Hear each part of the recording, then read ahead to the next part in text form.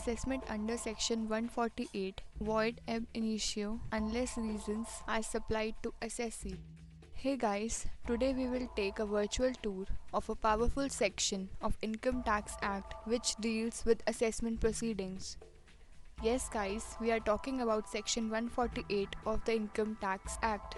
Do you know under this section the department can open cases even for more than one financial year? The chink in the armor of section 148 is that the AO to supply reasons for assessment under this section. Now the best part is reasons to be supplied should be relevant and can be challenged and should not be merely based on rumors. So guys, let your friends know above facts if they receive a notice and be sure to demand a copy of reasons.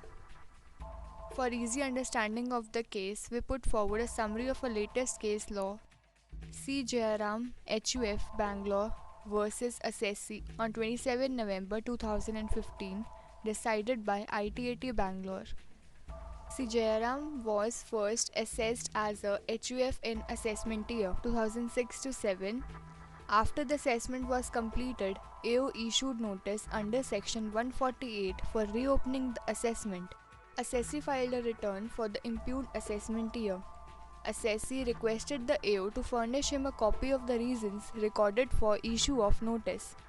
The reasons were never supplied to the assessee. Assessee challenged the reopening of assessment before CIT appeal. CIT appeal dismissed assessee's appeal. The ITAT held that the question of non-furnishing the reasons for reopening an already concluded assessment goes to the very root of the matter. The assessee was entitled to be furnished the reasons for such reopening, which can also be challenged independently. ITAT held that the proceedings for the reassessment should have been held on this ground alone and thus dismissed the assessment. ITAT quashed the assessment done by the assessee for the impugned assessment year.